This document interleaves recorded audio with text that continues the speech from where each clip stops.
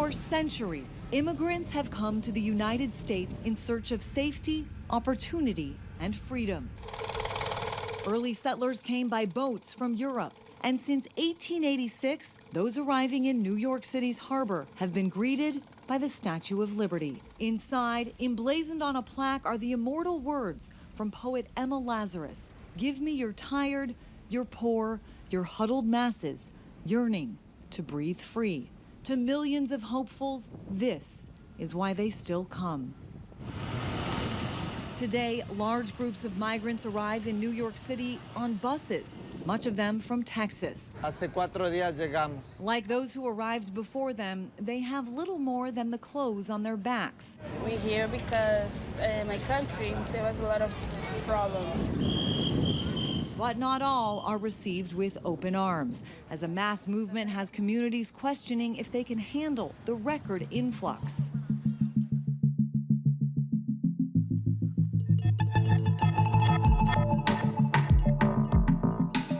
Far from the eastern shore, the front line of modern American immigration is the southwest border, spanning nearly 2,000 miles from South Texas to the Pacific Ocean. It's seen a dramatic increase of people and drugs coming from Mexico since 2021. In fiscal year 2023, U.S. Border Patrol reported more than 2 million migrant encounters at the southern border. That doesn't include so-called gotaways, people who slipped through undetected or avoided detention. Doing document checks, vehicle checks. At the nation's border checkpoints, thousands of pounds of drugs are also seized, including a frightening rise in the deadly synthetic opioid fentanyl. But those known to law enforcement only represent a fraction of the narcotics smuggled in to the United States. Maverick County, Texas Sheriff Tom Schmerber has seen a lot in a decade as the top cop, but never anything like the current situation in Eagle Pass, Texas. It's completely different. We need help. I know that the Border Patrol is being overrun. Schmerber says many immigrants self-surrender, like this group that waded across the Rio Grande to claim asylum.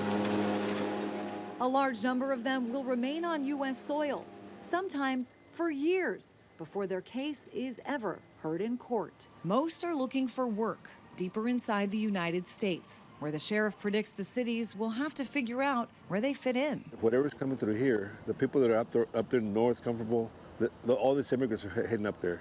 Eventually, they're going to have problems. These migrants are taken to a hotel in San Antonio, where they receive assistance from Catholic Charities after their grueling journey.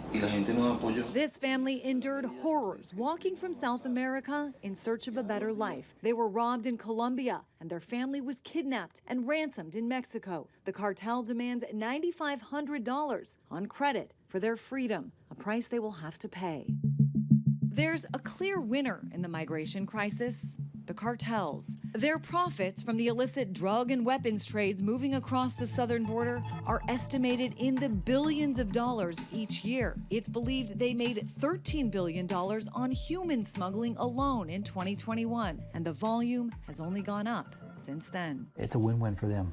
It's a lose-lose for this country. In Arizona, Cochise County Sheriff Mark Daniels polices 6,000 square miles of land, including an 84-mile stretch of border alongside U.S. Customs and Border Protection. It's an active cartel operational zone that he says has been neglected by Washington. This has not been a priority. So that lack of prioritization to secure our border, we have seen everything from public safety challenges, national security challenges, and humanitarian challenges. And so all three boxes are checked in a negative way. Fourth-generation rancher John Ladd's family has raised cattle on these lands for more than a century.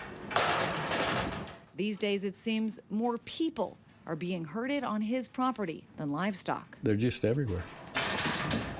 He shows us where those on the other side of the border used blowtorches to melt portions of the metal wall multiple times. The cartel strictly controls who comes across the border. Marked by the dates it's been repaired. The border isn't about immigration, it's about smuggling. Something he and everyone else around here seems to know about. It's a business.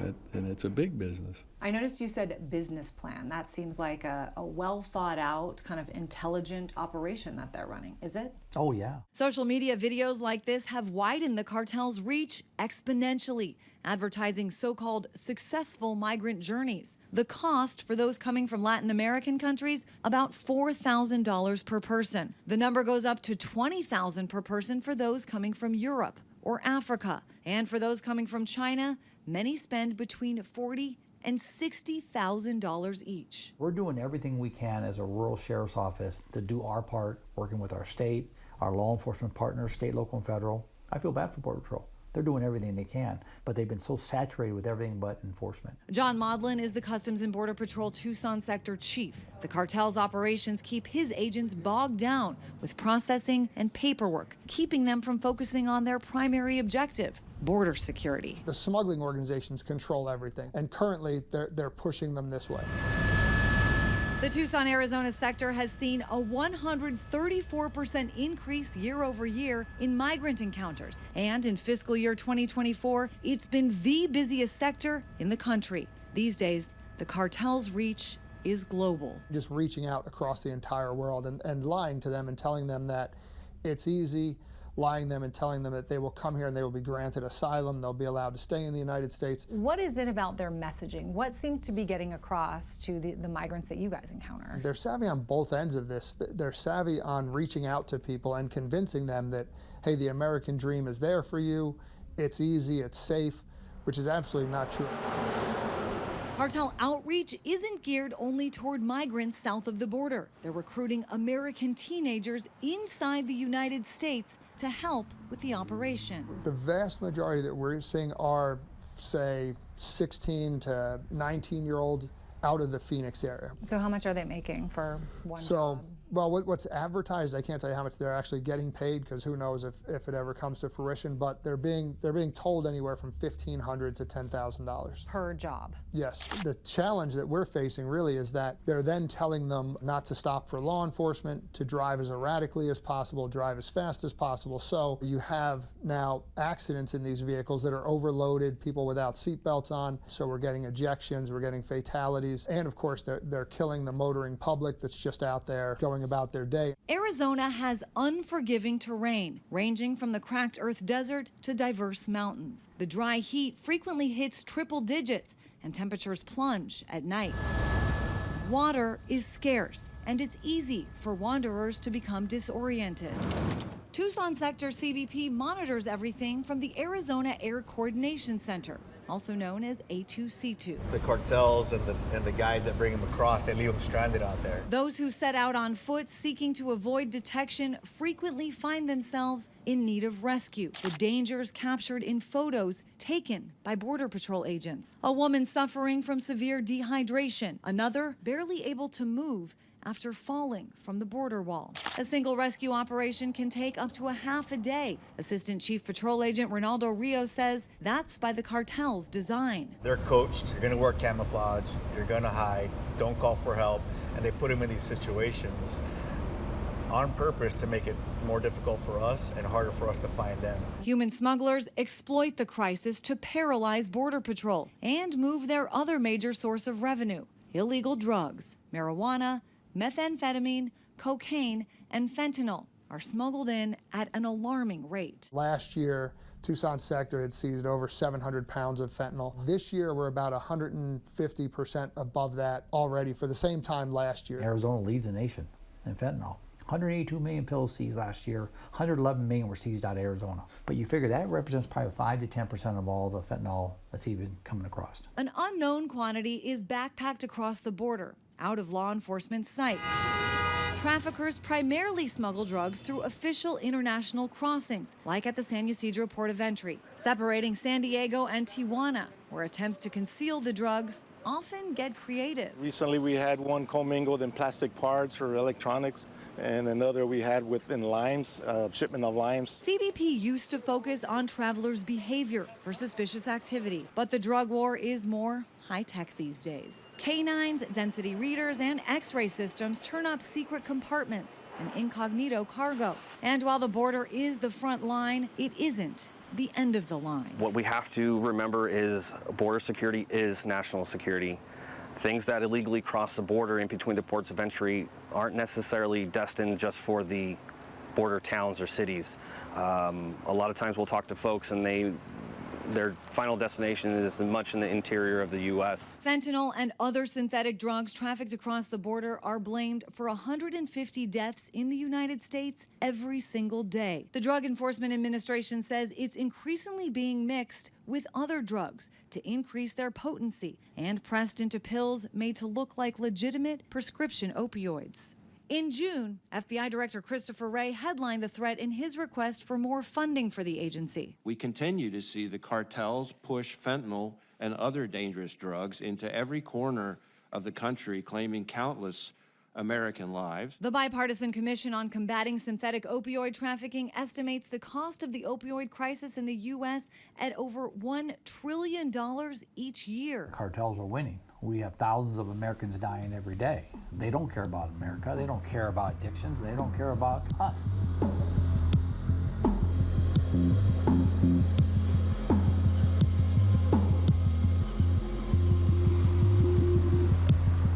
Yuma, a city of roughly 100,000 people in southwestern Arizona, is one of the many cities and towns along the southwest border that bear the brunt of the burdens created by the crisis. In fiscal year 2022, the Yuma sector had 310,000 border encounters. That's more than triple the city's population. You solemnly swear that Yuma County District 2 Supervisor Jonathan Lines was invited to testify before the House Homeland Security Committee last fall. He explained how much of the county's budget went toward migrant detentions. $1.3 million, of which I believe maybe we were reimbursed 10% or 10 cents on the dollar, I should say.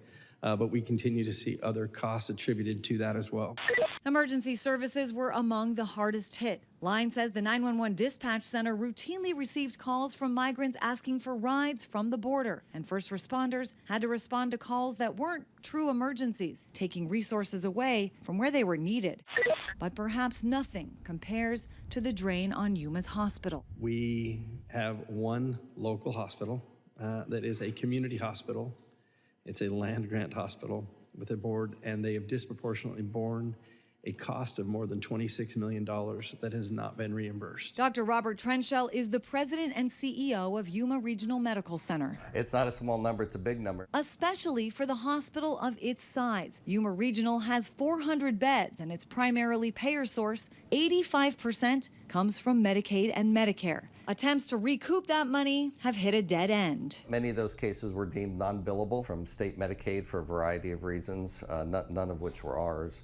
But we've not recovered any of that money, and it basically goes in the books as a loss. And it's more than just the financial hit. The hospital has been forced to prioritize care to handle the influx. For those anxious to see a doctor, that can mean waiting, rescheduling, or going to another hospital far away. We're the only hospital within 3 hours, 180 miles, that does what we do. If we don't take care of individuals, they've either got a 180-mile trek or a 3-hour drive to get there. So we have to take care of individuals. Trenchell wants Americans and Washington to understand the impact the migrant crisis is having on the healthcare system. If this influx is going to be allowed to happen, then there has to be a payer source. There has to be resources for this. We're blessed here, that we've been able to accommodate the volume, but we can't do that on a continuous basis. It's totally unsustainable for us.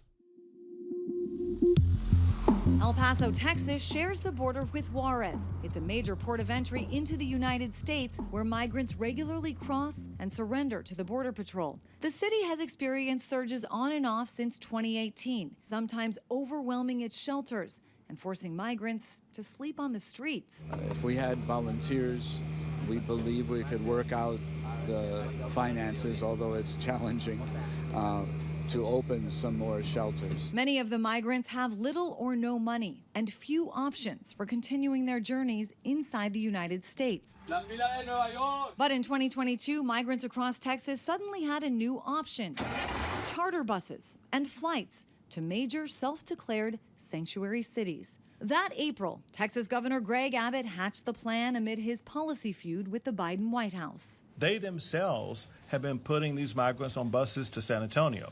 So I said, I got a better idea. As opposed to busing these people to San Antonio, let's continue the ride all the way to Washington, D.C. The first charter bus arrived near Washington's Union Station. It was the first of many. New York City, Chicago, Philadelphia, Denver, and Los Angeles started to receive regular drop-offs. And by January of this year, Texas had transported more than 100,000 migrants out of the state.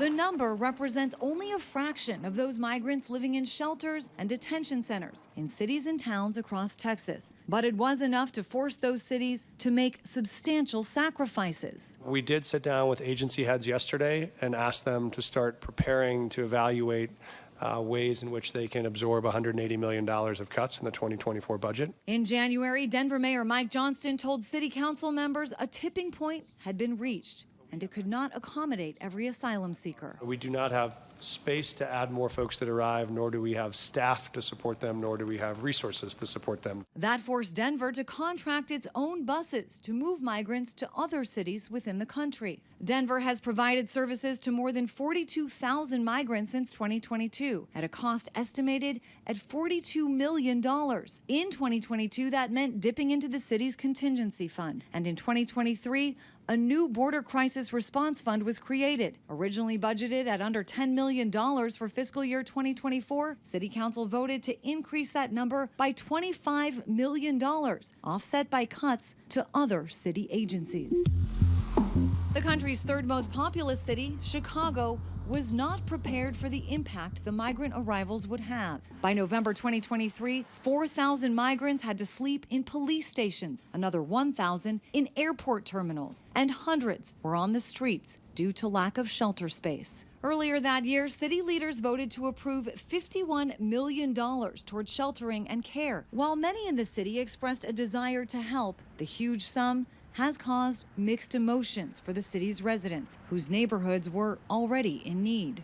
I know it's right to want to help other people, because as Black people, that's what we do. But when the hell are y'all gonna help us? Migrant relocation costs topped $275 million in 2023. The city has only budgeted $150 million for migrant costs in 2024, a figure that is expected to go over budget. To date, Chicago has spent more than $400 million addressing the crisis. New York City is the ultimate city of immigrants, with nearly 40% of its residents foreign-born.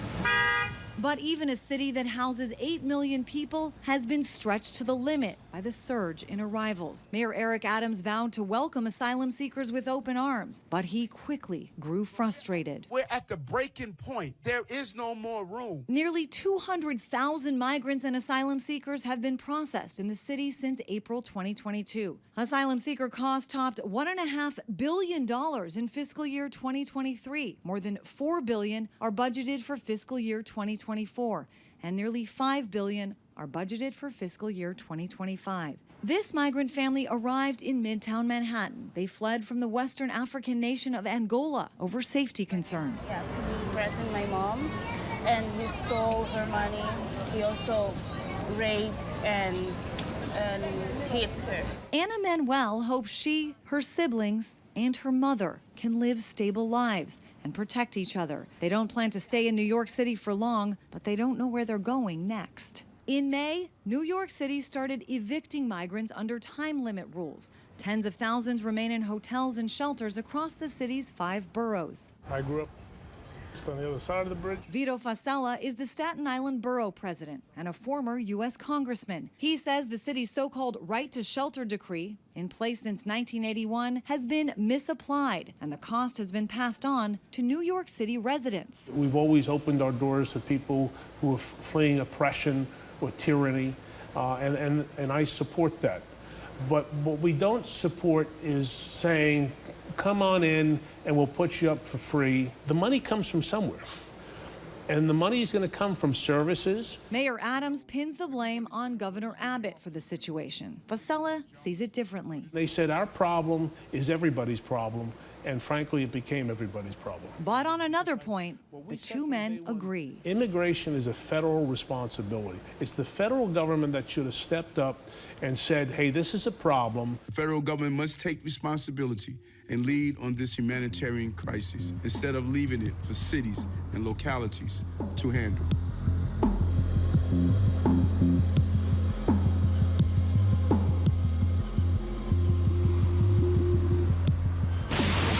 With war raging on two fronts in late 2023, President Biden made a rare Oval Office address asking Congress to allocate billions of dollars in security assistance to Ukraine and Israel. We can't let petty, partisan, angry politics get in the way of our responsibilities as a great nation. With Republicans in control of the House, they told President Biden no deal unless the southern border was secured. We want to help Ukraine and Israel, but we've got to have the Democrats recognize that the trade here, the deal is we stop the open border. Biden agreed to negotiate, and in early February, a bipartisan group of senators emerged with a plan they said would reassert control of the border, enhance security, fix the asylum system, and support border communities. Senator James Lankford represented Republicans at the negotiating table. We're not getting everything we want in this bill, and some folks have said, I want everything or I want nothing.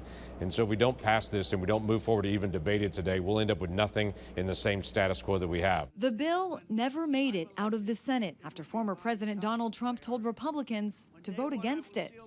Aid for Ukraine and Israel. On this vote, the ayes are 311 and the nays are 112. The bill is passed. Ultimately passed without a border deal. Trump celebrated the bill's defeat on the campaign trail. We crushed crooked Joe Biden's disastrous open borders bill. Crushed it. After the bill's demise, Biden attempted to flip the script on Republicans in his State of the Union address.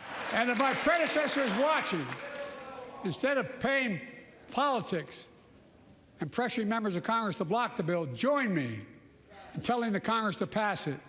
We can do it together. A narrative the GOP says it isn't worried about. No, not at all. Look, the American people are with us on this issue. Immigration surged to the top of Gallup's most important problem poll in February at 28%, ahead of the government and the economy for the first time since 2019. 61% of Americans called illegal immigration a very serious problem in a February Monmouth poll. And for the first time since Monmouth started asking the question in 2015, a majority said they support building a border wall. In a repeat of 2020, Biden and Trump are once again sparring over immigration on the campaign trail. I'm moving past Republican obstruction and using the executive authorities available to me as president to do what I can on my own to address the border. Crooked Joe Biden, the worst president in the history of our country by far, has totally surrendered our southern border. Voters will hand the keys to the country to one of these men in November. And while they can make tweaks to the system through executive orders, it's the responsibility of the legislative branch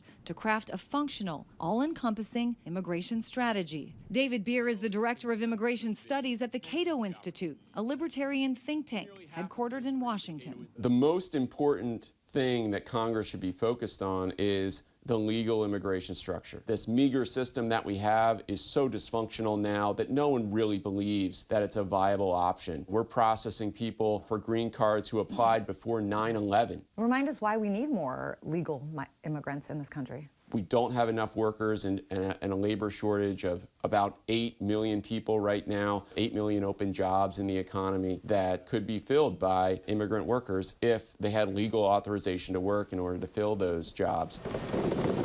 The labor shortage combination with this declining population, which is going to hit tax bases and erode communities across the country. While the wheels spin slowly in our nation's capital, those who are living this crisis hope these ripples through our country will reverberate in meaningful change. Any message for Washington? I hope the folks in D.C., I say this respectfully, recognize that inaction has caused a lot of problems. What do you wish people in this country would understand about the situation at the border right now? To get people to understand that border security and immigration are not the same thing. They're very different things, but the border needs to be secure. What do you need from Washington? Well, what we need from Washington is a partner. Politicians got to quit worrying about being reelected and do their job. They ought to clean house.